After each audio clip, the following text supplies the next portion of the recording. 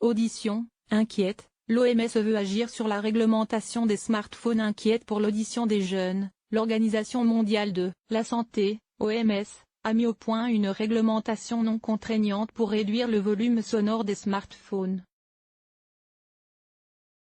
Près de 50% des personnes âgées de 12 à 35 ans, soit 1,1 milliard de jeunes, risquent une déficience auditive due à une exposition prolongée et excessive à des sons trop forts, déplore l'Organisation mondiale de la santé, OMS, parmi lesquels la musique écoutée au moyen des appareils audio personnels, comprenez, les smartphones.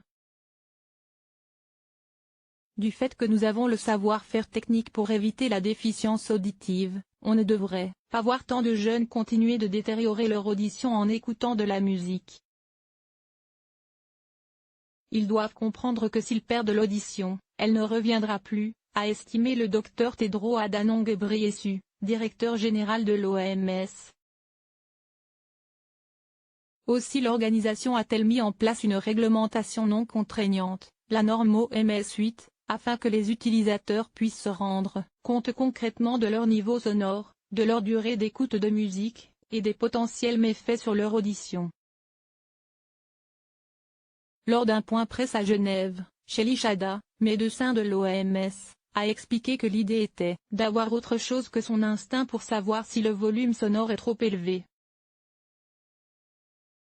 La norme OMS 8 serait pour elle l'équivalent du compteur de vitesse pour les voitures, histoire de ne plus jauger le volume à l'oreille.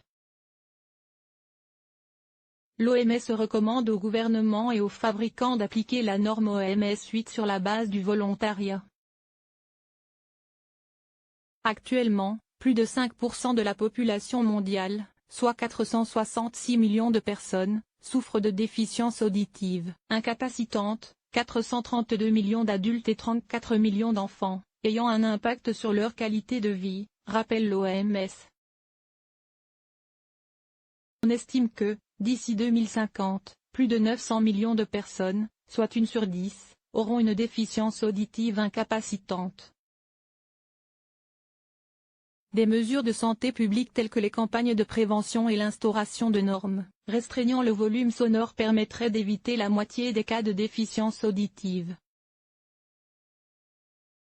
Source: OMS New International Standard from UN @it for personal audio device, including smartphone and audio players, to make them safer for listening. https://t.co/l0ab43ggxt #safelisseningpeak.twitter.com/go9ucsdf, World Health Organization, ou, @ou, 12 février 2019.